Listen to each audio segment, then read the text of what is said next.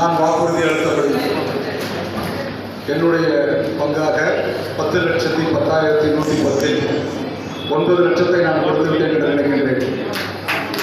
மீதமுள்ள 1,10,10,110 அடுத்த மாதம் அநேகமாக 21 ஜனவரி மாதம் நான் கொடுத்துள்ளேன். அதோடு மாத்திரம் இல்லாமல் சிந்தனை ஒன்றியத்தில் இன்னும் கூடுதலாக புரவலர்களையும் 10,000 ரூபாய்க்கு அதிகமான பங்களிப்பாளர்களையும்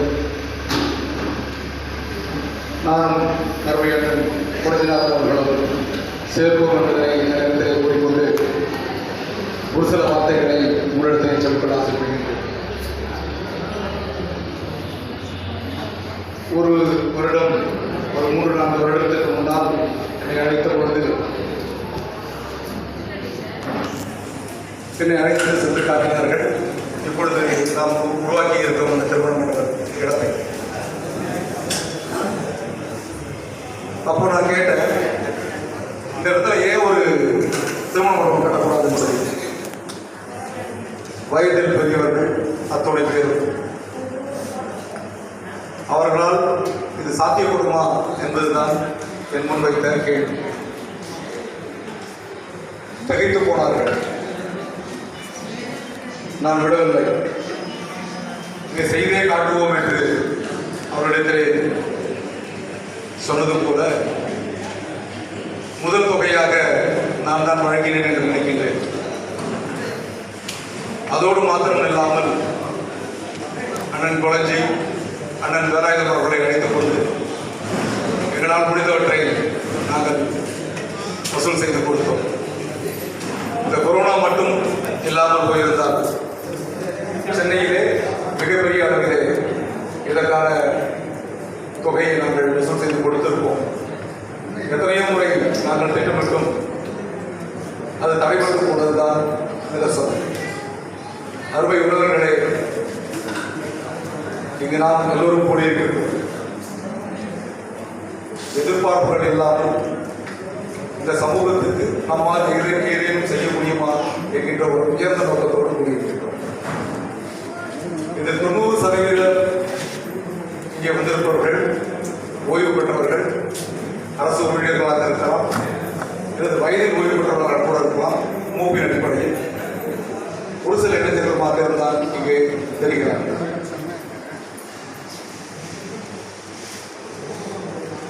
என் தாத்தா ராமசாமி படையாட்சி எப்பொழுதுமே சொல்கிறார்,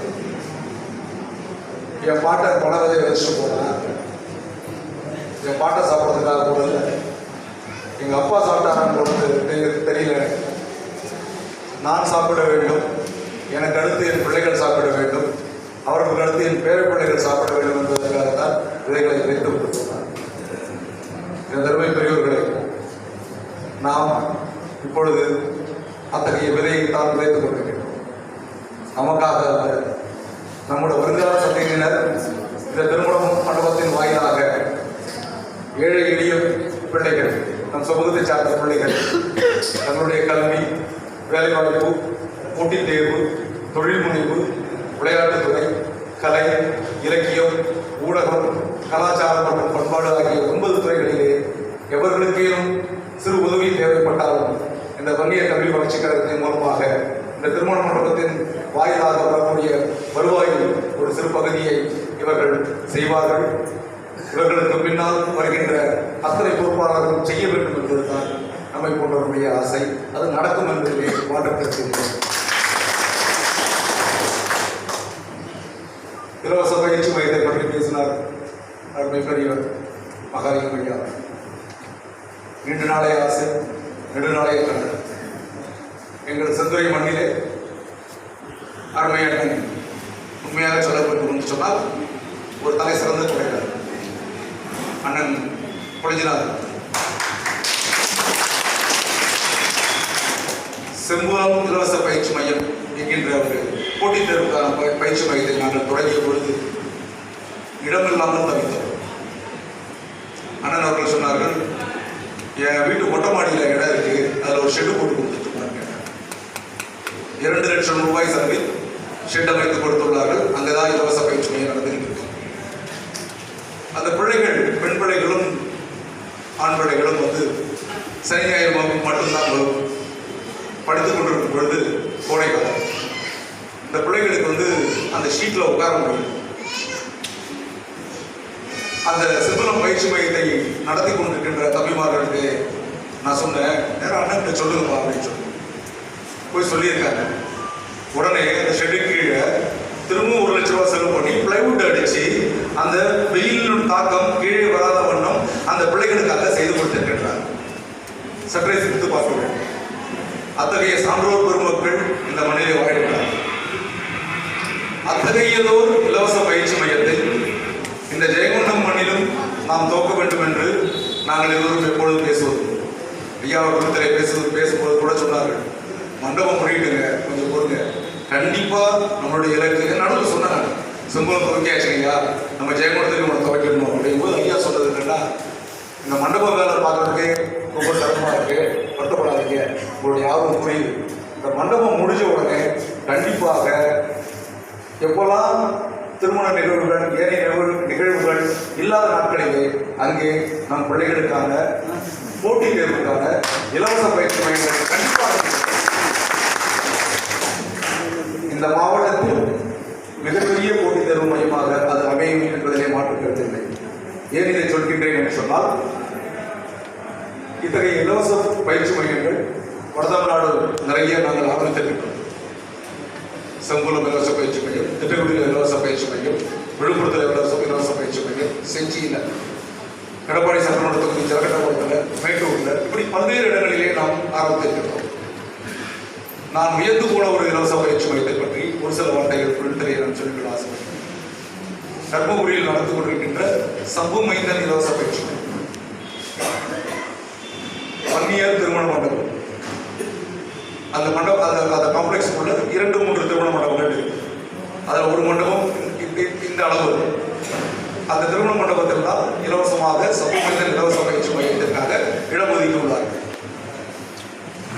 என்னை அழைத்திருந்தார்கள் சிறப்பு அழைப்பாளராக. சட்டத்தில் 4-5 வருடங்கள் போய் பார்த்து சற்றே பிரமித்து கூட 700 பிள்ளைகள் அந்த இலவச பயிற்சி மையத்திலே படிக்கிறார்கள். எனது அருமை உறவினர்களே, 700 பிள்ளைகள். அதுல சிறப்பு அம்சம் கூடுதல் என்னவென்று சொன்னால், அந்த 700 பிள்ளைகளிலே 400 பெண் பிள்ளைகள் இலவச பயிற்சி மையத்திலே படிக்கின்றனர். வருடா வருடம் தேர்வுக்கு தேர்வு, எந்த போட்டித் தேர்வாக இருந்தாலும் சரி, அந்த சம்பு மைந்தன் இலவச பயிற்சி மன்றத்திலிருந்து குறைந்தது 50 பிள்ளைகள் தேர்வாகி செல்கின்றார்கள் என்பதுதான் கூடுதல் சிறப்பு. ஒரு ஆழமான உண்மையை கருத்தை உங்களிடத்திலே நான் சொல்லிக்கொள்ள ஆசைப்படுகின்றேன். ஒரு 10 ஆண்டு கழித்து நீங்கள் கன்னியாகுமரி முதல் கொண்டு சென்னை வரை நீங்கள் எந்த அரசு அலுவலகத்துக்கு சென்றாலும் சரி, 10 ஆண்டுகள் கழித்து அந்த அலுவலகத்திலே ஒரு வன்னியர் வேலை செய்தால் அந்த வன்னியர் கண்டிப்பாக சம்பு மைந்தன் இலவச பயிற்சி மையத்தை படித்தவர்களாக தான் இருப்பார்கள். என்னுடைய கேள்வி இங்கே என்னுடைய மண்ணை சார்ந்த உறவுகளுக்கு, சற்றேறக்குறைய 250 ஆண்டு காலம் இந்த மண்ணை சோழ சாம்ராஜ்யம் ஆண்டிருக்கின்றது. 250 ஆண்டு காலம் தென்கிழக்கு ஆசியாவினுடைய தலைநகராக நாம் உட்கார்ந்திருக்கின்றவன் திகழ்ந்திருக்கின்றது என்பதை என்கின்ற பெருமையை கொண்ட மக்கள் தான். ஒரு வறட்சியான பகுதி தர்மபுரி. அந்த பகுதியில் ஒரு 700 பிள்ளைகளை வைத்துக் கொண்டு மிகப்பெரிய ஒரு இலவச பயிற்சி மையத்தை அவர்கள் நடத்தும் பொழுது, சிறப்பு வாய்ந்த வரலாற்று சிறப்புமிக்க இந்த மண்ணிலே நாம் ஒரு இலவச பயிற்சி மையத்தை ஒரு 1000 பிள்ளைகளை வைத்து வருடத்திற்கு 100-200 பிள்ளைகளை அரசு ஊழியர்களாக நம்மால் மாற்ற முடியாதா என்பதுதான். உங்களுடைய ஒத்துழைப்பு இருந்தால் கண்டிப்பாக, நிச்சயமாக அருமை பெரியவர் மகாலிங்கம் ஐயா அவர்கள் அதையும் நடத்தி காட்டுவார் என்பதை மாற்றுகிறது. டெடிகேட்டட் பர்சன், அர்ப்பணிப்பு மிக்க ஒரு குறித்து நான் பார்த்தவன். உடல்நிலை சரியில்லாத போதும் விழுந்தெடுத்துக் கொண்டு ஓடி வருவார். நான் வந்திருக்கின்றேன் செய்து அவர் கண்டிப்பாக இந்த பயிற்சி மையத்தையும் சிறப்பாக இந்த பகுதி மக்களுக்காக, நம்முடைய உறவுகளுக்காக செய்து கொடுப்பார் என்பதை மாற்றுகிறது. அடுத்ததாக உங்களிடத்திலேயும் சரி, அருமை பெரியவர்களிடத்திலேயும் சரி, இன்னொரு கோரிக்கையும் வைக்க நான் ஆசைப்படுகின்றேன். கண்டிப்பாக இன்னும் ஒரு சில 2 மாதங்களுக்குள் இந்த திருமண மண்டபம் முடிந்துவிடும்.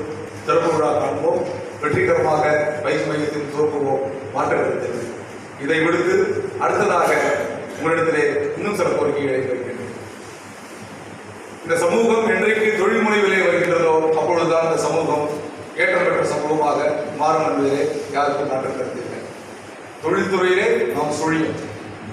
இப்பொழுது சமீபத்திய இணையதளத்திலே நீங்கள் பார்த்திருக்கின்றீர்கள். சோசியல் மீடியாவில் யாரெல்லாம் இருக்கீங்களோ நம்ம பார்த்துருக்கோம். V-Mart என்று சொல்லக்கூடிய வன்னியர் மார்ட் சூப்பர் மார்க்கெட் ஒரு ஒன்றியமாக வந்து கொண்டிருக்கிறோம். இந்த ஜெயங்கொண்டம் நகரத்திலும் இதே வன்னியர் வளர்ச்சி கழகம் அந்த V-Mart-ஐ முன்னெடுத்து வணிகத்திலும் நம்முடைய உறவுகளை அதில் புகுத்த வேண்டும் என்பதுதான். எப்படி V-Mart ஆரம்பிக்கப் போகின்றோம் என்பதை சுருக்கமாக உங்களுக்கு சொல்லிக்கொள்ள ஆசைப்படுகிறேன். It's a crowd-funded project. கூட்டு முயற்சியால் நடத்த வேண்டிய ஒரு சூப்பர் மார்க்கெட். அனைவரும் திரௌபதி திரைப்படத்தை பார்த்திருக்கிறேன். ஒரு முன்மாதிரியான படம், கூட்டு முயற்சியால் எடுக்கப்பட்ட படம். என்னுடைய கிராமத்தில் சோழன்முடிக்காட்டில் எடுக்கப்பட்ட படம்.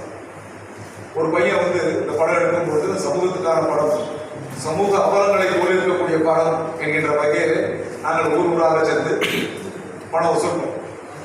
அப்போ ஒரு பையன் திடீர்னு ஓடி வந்தான். இன்னைக்கு என்னுடைய சம்பளம் 100 ரூபா தான், 50 ரூபா சாப்பிட்டேன், என் கையில் 50 ரூபா இருக்குன்னு சொல்லி 50 ரூபா கொடுக்கும்.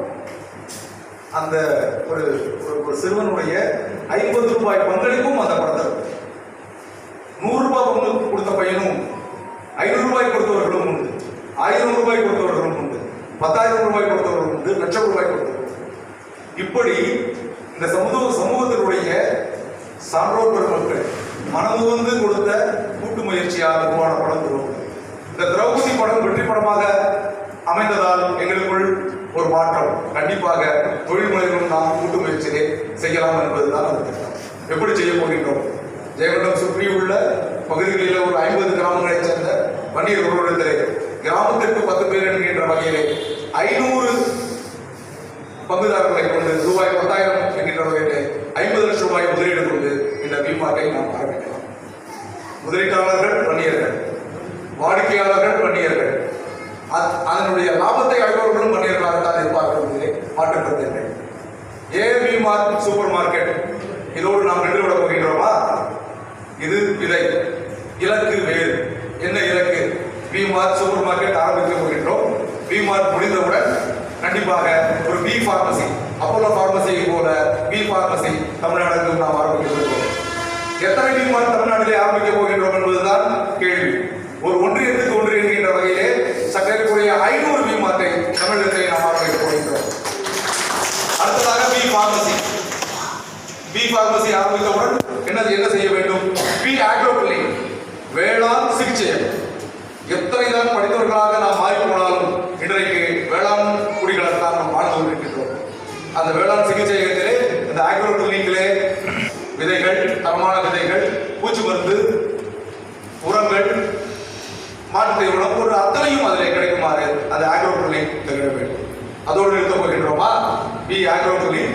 அடுத்ததாக ஏன் ஒரு V ஜுவல்லரி ஆரம்பிக்க கூடாது? ஏன் ஒரு V டெக்ஸ்டைல்ஸ் ஆரம்பிக்க கூடாது?